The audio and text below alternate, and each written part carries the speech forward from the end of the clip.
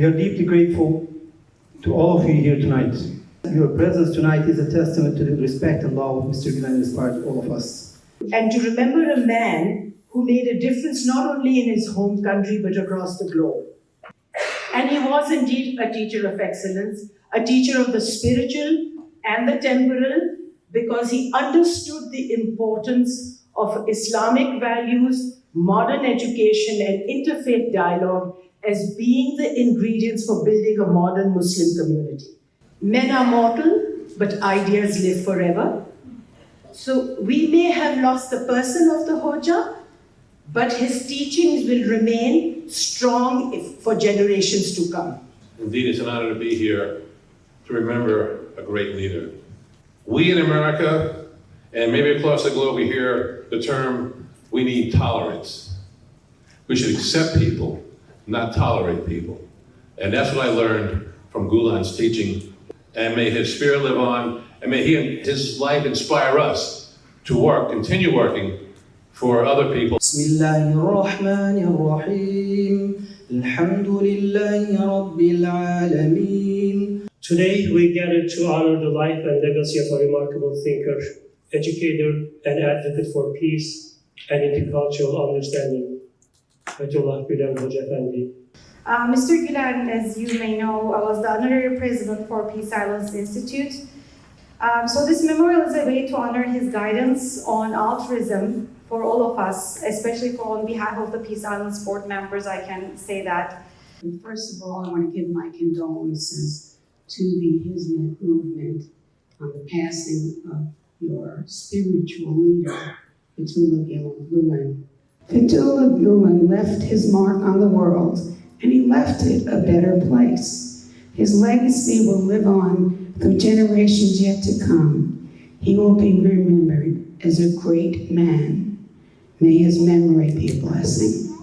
I'm so grateful for the vision of Mr. Fethullah Gülen to bring people of different faith traditions together, to recognize our common lives, loves, faithfulness, and ability to serve and make this world a more compassionate and just place. In a sense, it's good to be on the ground.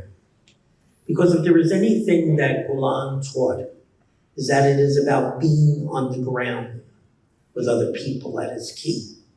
That is important. He wasn't one who lorded himself over people. He wasn't one who did things and then went off and lived a rich life. He is somebody who lived by example. So my prayer for all of you is that as the light of God shines on Fethullah Gülen, so may his light always shine on you, that you never let others rob from you the gift this man gave you for all time. Amen. I think back to how Mr. Gülen was unafraid to express his views on peace, even at times when those views were unpopular.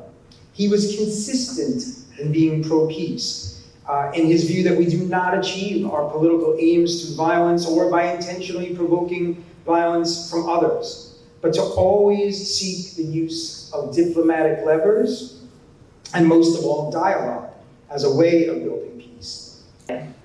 Mr. Fethullah Gülen dedicated himself to a vision of service, peace, and inclusivity, believing deeply that we all carry the responsibility to serve, uplift, and support one another, no matter where we come from, what we believe, or the circumstances of our lives.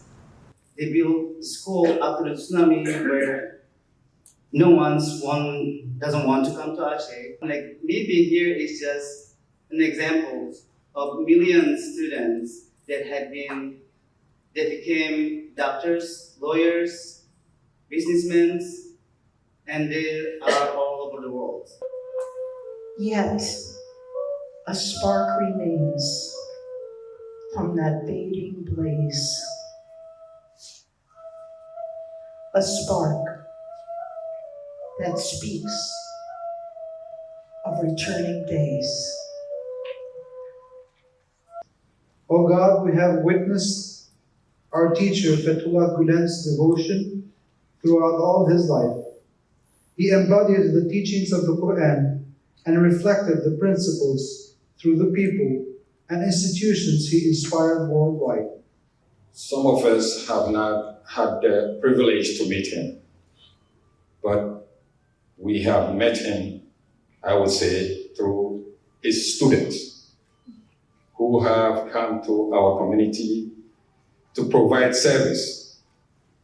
In these days of division, so often laced with extra measures of bigotry and hatred, violence, it is so important to honor the teachings of great visionaries and peacemakers. I think everybody spoke about what he went through and through his life. All we need is prayers for him. We Christians have a saying in the New Testament. It's part of Jesus' Sermon on the Mount when he taught his listeners how to distinguish false prophets from true prophets. Jesus said, "You will know them by their fruits." You will know them by their fruits. His life wasn't based just on peaceful coexistence. But the most important thing in the world, on love. Let your soul, will rest in peace. Let your soul will rest in love. I mean. As we ponder life's transience and frailty, help us, O God, to use each precious moment wisely, to fill each day with all the compassion and kindness which you have placed within our reach. Thus will the memories of Mr. Gülen abide among us as a living source of inspiration and as an enduring blessing. Such was the life of Mr. Fethullah Gülen, who set a path and direction for peace, understanding, compassion, sharing, and above all, love each other.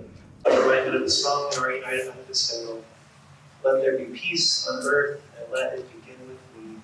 May that be our prayer and reality as a result of this peacemaker and life giver descending on us. And I will only ask for God's peace and blessing to be upon each one of us, and especially upon Mr. Fethullah Gülen. Amen. With your presence, I see that these prayers has been accepted. These prayers was for people to come together to help support each other in all times, especially in hard times such as this. The minute I found out about Hocaefendi's passing, I started to cry and say out loud, "I promise, we promise." I just thought his soul needed to be comforted, knowing that we will carry his legacy, which is to live for others.